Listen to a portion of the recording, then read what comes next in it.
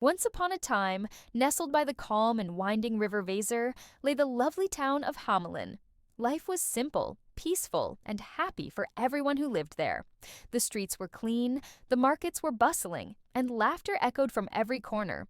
But one fateful day, this tranquility was shattered. A shadow fell over Hamelin not from the clouds, but from the ground. Rats. Not one or two, but thousands upon thousands of them. They swarmed the town like a furry, squeaking tide.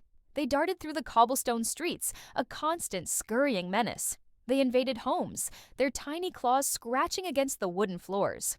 They scurried through the markets, stealing food from the stalls, and even found their way into the town's precious food stores, spoiling everything they touched. The people of Hamelin were at their wits' end. They tried everything, traps, cats, brooms, but nothing worked. The rats just kept multiplying, growing bolder with each passing day. Despair began to creep into the hearts of the once happy townspeople. Just when all hope seemed lost, a stranger appeared in the town square. He was a peculiar sight, dressed in clothes of every color imaginable: red, yellow, green, and blue, all patched together like a living rainbow. He carried a simple pipe, but there was an air of mystery about him that captivated everyone. He was known as the Pied Piper, a musician of incredible talent. It was said that when he played his pipe, the birds would pause their songs midair just to listen, and the wind itself would hold its breath. He stood before the worried mayor and the anxious townspeople, a confident smile playing on his lips. "I see you have a bit of a rat problem," he said, his voice as smooth as his music. "I can help you with that. I can lead every last one of them away from your town, leaving it as peaceful as it once was." The crowd murmured in a mix of hope and disbelief. "But," the piper continued, raising a finger, "my magic comes at a price. You must promise to pay me fairly for my services." The mayor and the town council, desperate for a solution, quickly agreed. They would pay anything to be free of the rodent plague. So, the Pied Piper stood tall in the center of the square. He raised the simple wooden pipe to his lips and began to play.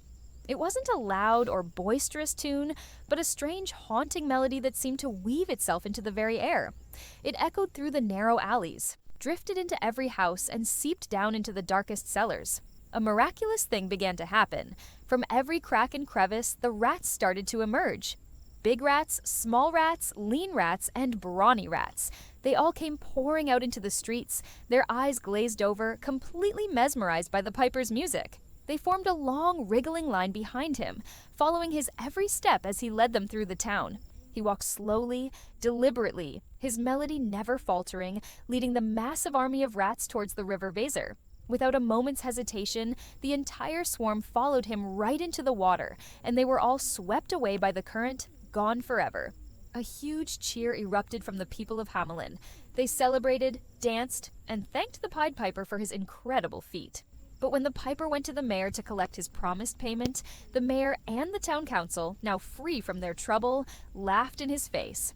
1,000 guilders for just playing a little tune on a pipe? That's absurd.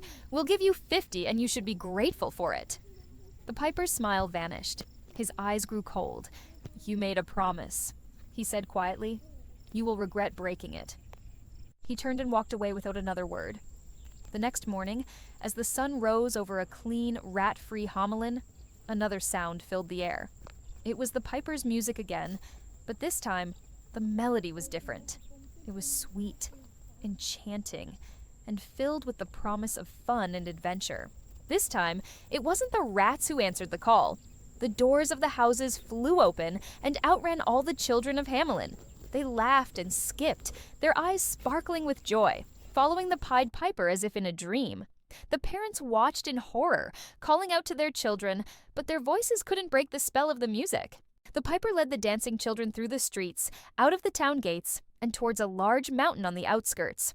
As they approached, a secret door magically opened in the side of the mountain. The piper walked through, and all the children followed him inside.